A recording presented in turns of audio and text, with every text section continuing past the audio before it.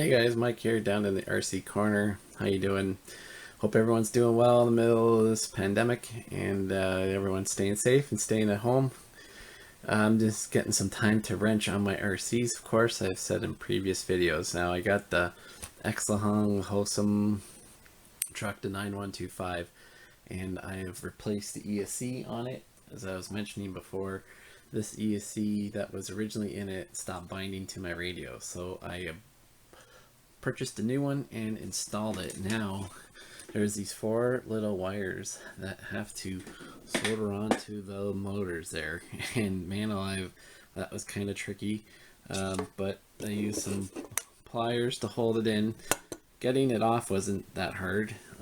I got this all out loose, if you imagine this was the old one, and then just heated them up, and then I was just tugging on it and pulling the wire off when it got melted.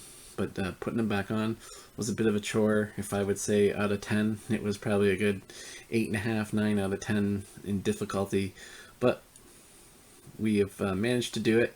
That's pretty good. Now, another thing I wanted to do to this RC, because I think it's worthy of a few little upgrades, is I purchased these shocks, and these are on Banggood. I believe you can get the pair for under $10, something like that, and these are oil-filled shocks, and much to my surprise, I opened the very first one up because they just come in a clear plastic package like that, and I took it apart, and I was going to put some 70 weight, pardon me, some 70 weight Turnigy oil that I purchased in the past, but I noticed that they already come pre-filled with oil, so I said, well, why mess with a good thing?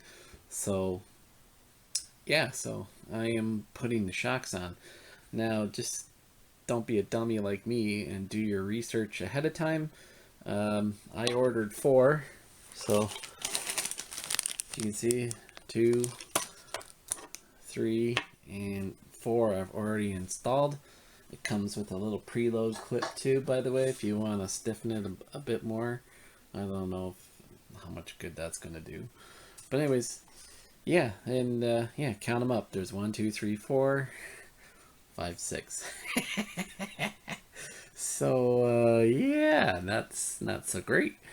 So I have to order 2 more. So next time I put an order into Banggood, I'm gonna have to get 2 more shocks. But for now, I think I am going to put all 4 on the back. Yeah, the original shocks, actually, after investigating it, weren't that great. The bottom cap on some of them have busted off, so the spring is just dangling there. So anyways, upgrading to 9125, it's a bit of a chore. This ESC was soldering right to the motors, is a bit of a pain in the butt, but it's complete. All I have to do is put the plastic tray back in here for the battery and upgrade the shocks. I'm pretty pleased though with how it's turning out.